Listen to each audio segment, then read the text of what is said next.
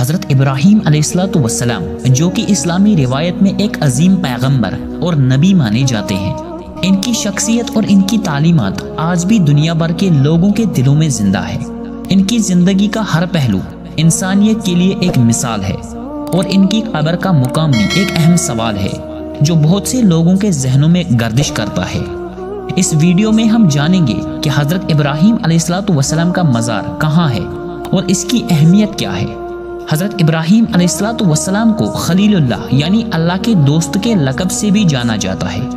ان کی زندگی کا مقصد توحید کی تعلیم دینا اور لوگوں کو اللہ کی طرف بلانا تھا۔ قرآن مجید میں ان کی داستان کو بڑی تفصیل سے بیان کیا گیا ہے، اور ان کی قربانی، صبر اور اللہ کی راہ میں استقامت کی مثالیں ہمیں ملتی ہیں۔ حضرت ابراہیم علیہ السلام کی زندگی کا ایک بڑا حصہ مختلف قوموں اور قبائل کے درمیان گزرا، اور انہوں نے اپنی تعلیمات کے ذریعے لوگوں کو ایک خدا کی عبادت کی طرف راغب کیا۔ حضرت ابراہیم علیہ السلام کا مزار کہاں ہے؟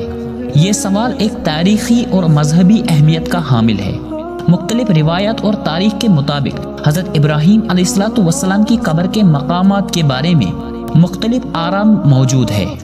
اسلامی روایت کے مطابق ان کا مزار فلسطین کے شہر الخلیل میں واقع ہے، جہاں ایک مشہور مسجد ابراہیمی بھی موجود ہے۔ یہ جگہ مسلمانوں کے لیے ایک مقدس مقام ہے، اور یہاں ہر سال ہزاروں زائرین آتے ہیں۔ الخلیل جو کہ موجودہ دور میں بھی ایک اہم شہر ہے، اس کی تاریخ بہت قدیم ہے۔ یہ شہر حضرت ابراہیم علیہ السلام کی زندگی کے کئی اہم واقعات کا گواہ ہے۔ یہاں حضرت ابراہیم علیہ السلام کی نسل یعنی حضرت اسحاق علیہ السلام اور حضرت یعقوب علیہ السلام بھی رہے، اور یہ جگہ ان کی قبروں کے لیے بھی معروف ہے۔ الخلیل میں واقع مسجد ابراہیمی کو حضرت ابراہیم علیہ السلام کی یاد میں بنایا گیا، اور یہ جگہ نہ صرف مسلمانوں بلکہ یہودیوں کے لیے بھی مقدس ہے۔ حضرت ابراہیم علیہ السلام کے مزار کی زیارت کرنے والے زائرین کو وہاں کی روحانی فضا کا احساس ہوتا ہے۔ زائرین یہاں آ کر اللہ کی بارگاہ میں دعا کرتے ہیں، اور حضرت ابراہیم علیہ السلام کی تعلیمات کی روشنی میں اپنی زندگی کو بہتر بنانے کی کوشش کرتے ہیں۔ یہاں کی فضا میں ایک خاص سکون اور روحانیت پائی جاتی ہے، جو انسان کو اپنی ذات کی گہرائیوں میں جھانکنے کا موقع فراہم کرتی ہے۔ اگرچہ زیادہ تر اسلامی روایت میں حضرت ابراہیم علیہ السلام کا مزار الخلیل میں مانا جاتا ہے، لیکن کچھ روایت اور تاریخ دانوں کے مطابق ان کی قبر کا مقام مختلف ہو سکتا ہے۔ بعض تاریخی کتب میں یہ ذکر ملتا ہے کہ حضرت ابراہیم علیہ السلام کی قبر شام یا دیگر مقامات میں بھی ہو سکتی ہے۔ یہ اختلاف اس بات کی عکاسی کرتے ہیں کہ تاریخ اور روایت کی تفہیم میں کئی پہلو ہوتے ہیں، اور ہر ایک کی اپنی اہمیت ہوتی ہے۔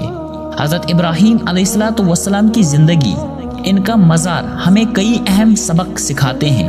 ان کی تعلیمات میں توحید، صبر، قربانی اور اللہ کی رضا کو مقدم رکھنا شامل ہے۔